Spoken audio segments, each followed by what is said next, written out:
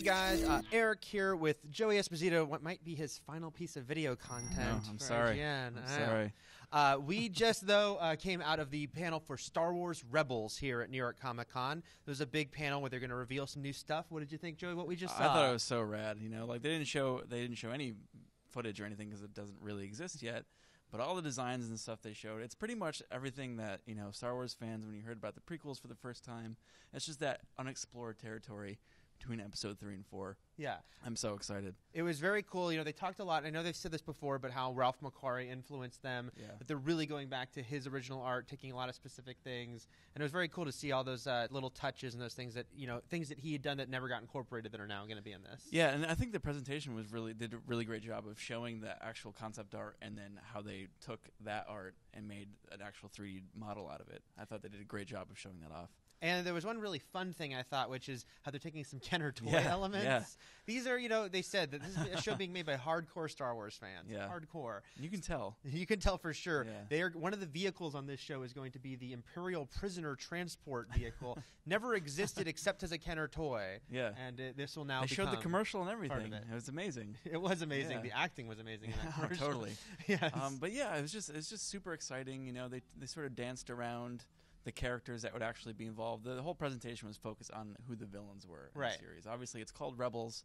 Those are our heroes, but obviously we need to know who's chasing them. Yeah. So it's all about the Empire and all their vehicles and all their designs. And they didn't get too specific into characters, though. Except for one.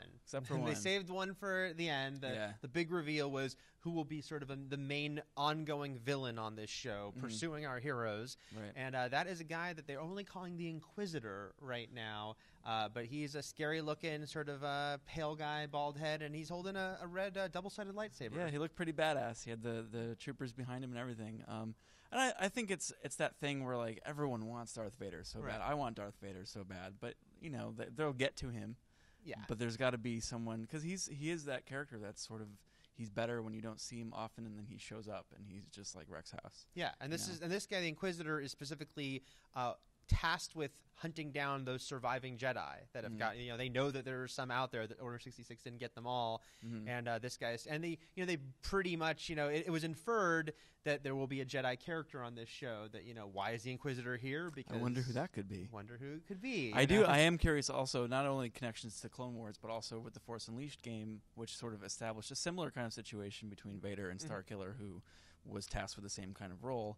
I don't know if there's any connection between those characters, or if they're even still considering that continuity, because at the time it was told as canon. Yeah, so we'll see if that plays into it at all. Did you catch when Pablo Hidalgo from Lucasfilm did the presentation? He actually he used the term Inquisitors, as in that there are a bunch of these guys out here. We're just going to have one on this show as the focus. Yeah, which makes a lot of sense. It's like, if, you know, that there's got to be Jedi scattered places, but that makes me feel like, all right, so there could potentially be a group of these guys we meet. Yeah, which is also cool because that opens up new locations and stuff for this whole separate thing that's happening with different Inquisitors or whoever. Right, so I think that's cool. And then they danced around the direct questions about, would Vader show up? Would Ahsoka show up? Both of which I'm guessing the answer is yes eventually. Yeah, I would totally expect. I mean, I wasn't aware of this. I don't know if this is from the panel, but it's only 5 years before A New Hope. I think this was the first time we knew that specific. Yeah, it was a very specific timeline. It's 14 years after Episode 3, 5 years before New Hope. So I think we can expect to see a lot of connections, not only in the visual design, but in the characters that inevitably will show up. Yeah, maybe they encounter a smuggler at one point. Hey, a Wookiee companion. I wouldn't put it past them. So yeah, you know, we're a year out from the show. We'll be getting much more in the months to come from Star Wars Rebels, but for now we're pretty psyched by what we saw. That's it from New York Comic Con, but we'll have more this weekend. Stay tuned. Joey, final words here on IGN Video content? Thank you, everybody, and I love you all. Thanks a lot, guys. Bye.